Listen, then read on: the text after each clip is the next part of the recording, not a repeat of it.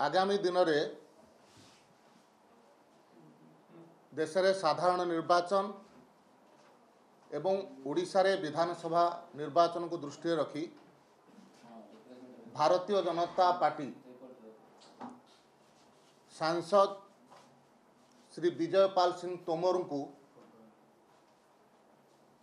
निर्वाचन प्रभारी भाव में ओडिशार दायित्व देइछि एवं सुश्री लता उसेंडी जे राष्ट्रीय उपसभानेत्री अछंती पूर्वतन मंत्री छत्तीसगढ़ वर्तमान कोंडागाँव विधायिका तांको सह प्रभारी भाव में दायित्व दि जाइछि एवं उभय को दायित्व मिल सारा पर प्रथम थर पई आज से माने ओडिशा गस्तर आसछंती विभिन्न पर्यायर से ओडिशार कार्यकर्ता मानक सहित ओडिशार नेतृवृंद सहित चर्चा आलोचना एवं कार्य खसड़ा प्रस्तुत करुचंती आगामी निर्वाचन को दृष्टि रखी से परिप्रेक्षी रे वर्तमान राज्यर पदाधिकारी मानकर बैठक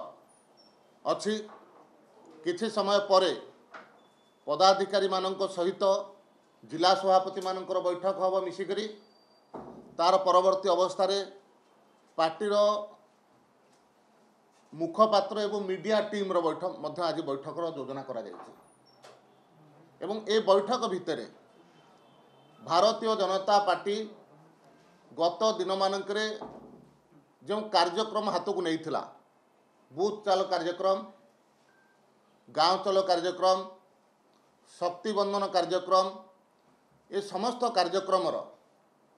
समीक्षा होइछि एवं समीक्षार जना पड़ुछि जे बहुत भल भाव रे समस्त बूथ रे समस्त गाँव रे भारतीय जनता पार्टी तार कार्यक्रम को सफलतार सहित करि पारिछि एवं ओडिशार राजनैतिक परिस्थिति ओडिशा रे जो प्रकार भाव रे विजु जनता दल नेतृत्व रे गोटे भ्रष्ट ओडिशा विरोधी एवं केंद्र सरकार विभिन्न योजना को चोरी करुथिबा सरकार अछि से सरकार को हटेइबा पाई आगामी दिन में भारतीय जनता पार्टी नेतृत्व रे ओडिशा रे गोटे लोकाभिमुखी सरकार